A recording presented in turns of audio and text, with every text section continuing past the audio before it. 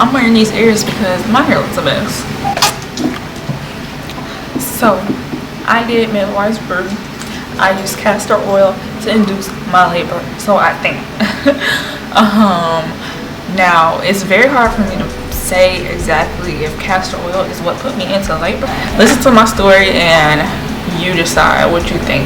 Now I know this is not me like actually showing myself doing it, but I think my story is interesting. So my midwife gave me a recipe for, she called it a labor cocktail, and it included champagne, castor oil, almond butter, and apricot nectar. So I don't know what the champagne was supposed to do, but my midwife gave me permission to drink, so I was drinking regardless. Like, I was gonna drink. So I'm like, okay, this is cool, I get to sip a little. So I did that. She gave me that recipe at 38 weeks, and I was about a centimeter dilated at that point. My baby was right at my cervix. Her head was down, she was very, very low. My hips were popped. They felt like they were popping out of the sockets or whatever. Like, I was ready, like my baby was ready. So 38 weeks she gave me the recipe. I didn't try it until 39 weeks, which was a Saturday. I did it that morning, like around 8 a.m.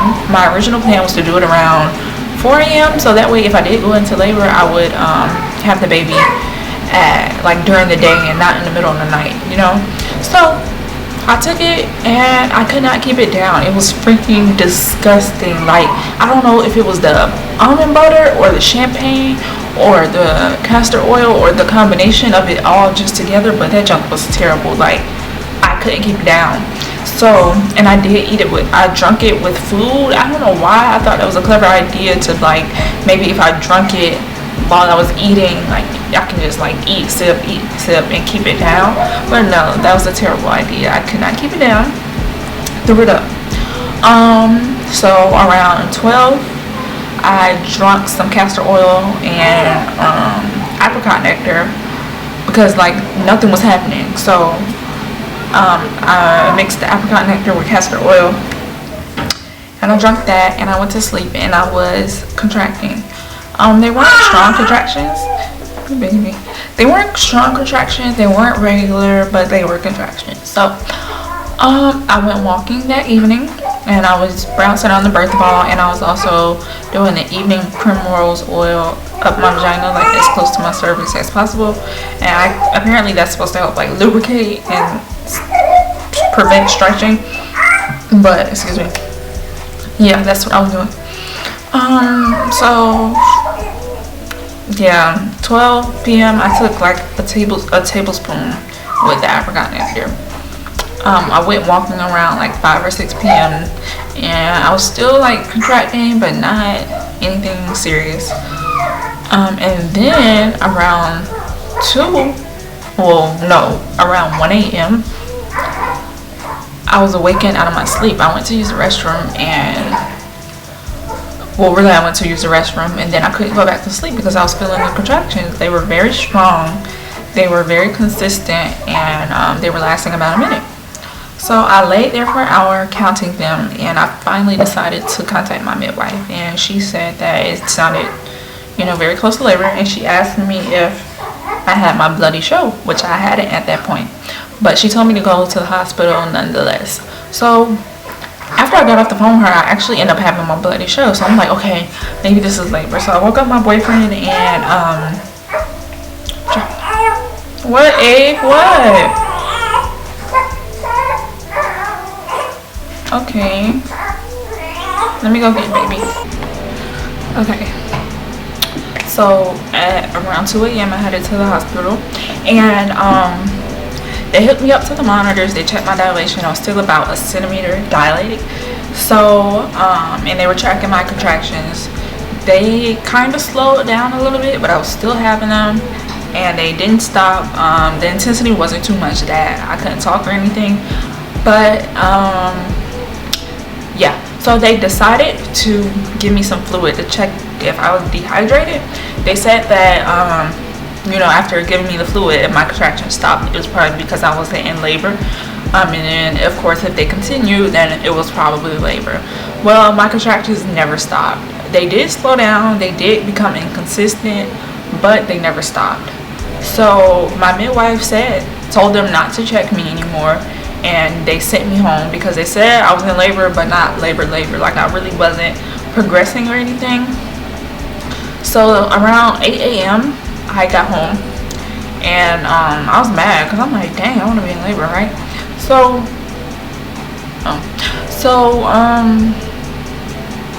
I got home, I slept for a little bit, maybe until about 12 p.m. and I'm like, I woke up, I'm like, forget this, like I want to be in labor. Me and my boyfriend had already decided that we were going to have the baby on the 9th. I don't know why the 9 is his favorite number for some reason, but yeah, I was like done. I'm like, I'm 39 weeks, my hips hurt, my back hurt, I'm tired all the freaking time. Like, I'm just sick of being pregnant. Like, we all know how that feels. Like, you probably watching this video because you're at the point where you're like, I'm tired of being pregnant, like how can I get this baby out? So around 12 p.m. my mom had some Coke in the refrigerator, and I'm like, I heard, like, I don't know where you guys are from, but I'm from the South, and I heard that Coke and castor oil, or yeah, Coke and castor oil induced labor. So I had some Coke, I had some castor oil, and I'm like, forget this, I'm doing it.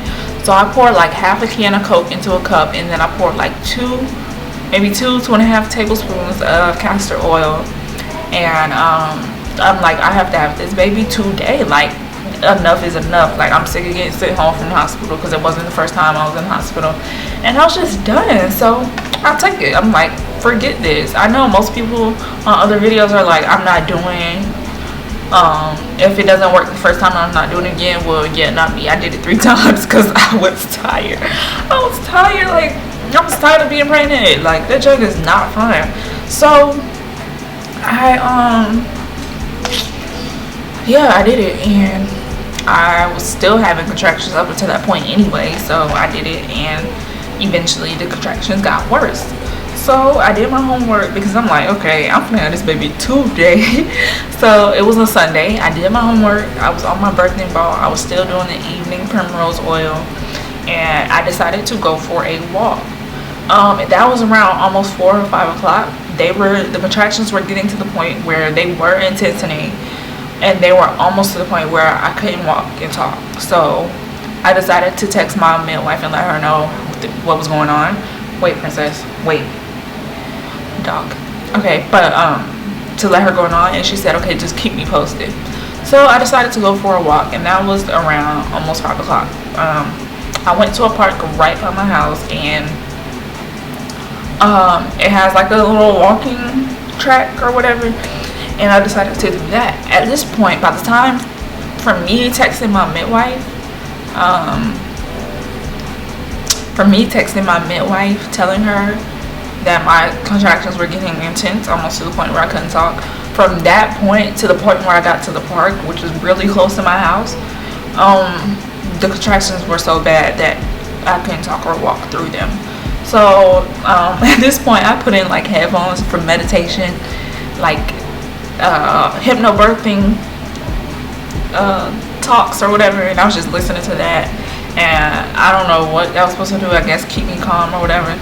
And so I'm walking around the track, and I'm at the point where when I have a contraction, I can't walk. Like, I can't walk, I can't talk, so I have to stop. So I'm like walk, and then I stop, and I'm like and I'm going through the contraction, and then I keep walking. So I'm doing this, and I'm not even halfway around the track, and I'm telling my boyfriend, like, I feel like I'm about to pee on myself. Like, I feel like I'm about to pee. And he's like, what? So eventually, like, it gets to a point where I'm having a contraction, and then I'm like, I'm about to pee, and I just whoosh, like the water just breaks. Like, it was crazy. Luckily I had on a pad because I was doing the evening primrose oil at that point. So the pad caught most of it, but a lot of the fluid still ran down my leg. So I'm standing there, and I'm having a contraction at the same exact time as my water breaking. And my boyfriend, like, the cars on this side of the park, like around up the track, and we're on this side that's like closest to the lake. So I'm standing there, I'm like, no, boy, this is a pro. Like, I started crying and everything. Like, my legs are open like this. I'm just standing there like, ugh. So he's like, bro, come on, like, let's go. Like, what you doing? Like, why you still standing there? And I'm like, I can't move. Because I was still having a contraction. Like, he didn't understand what was going on. So, what happened? So he ended up picking me up. And he ran, like, across the field to the other side of the track to get to the car. And I'm like boo crying. I'm calling my mom like, Mom, I just had my water just broke. And she's like, okay, stop crying, like come home so you can go to the hospital. So I called my midwife. I told her. She was like, okay, go ahead. She called the hospital. She called the hospital. And I had that baby that night. Before, I had her at 11:50 p.m. So 5 o'clock, my water broke. 11:50, she was pushed out by that point. So, I mean, can I say it was the castor oil? Can I say it was natural, labor? I don't know, but I would like to think it was the castor oil and coke, because it happened really, really fast, and it got really intense really fast from like 12 p.m. to 5 p.m. I was pretty much really in active labor. So if you want to try it, go ahead. I guess like ask your doctor or midwife or health person or whoever before you do. Like I said, my baby was very, very, very, very low. Like my midwife said, if she stuck her finger in my cervix, like past my cervix, she would feel my baby's head. So yeah, once I was in the hospital, that's when I started dilating and progressing even more. So that was my castor oil to induce labor story.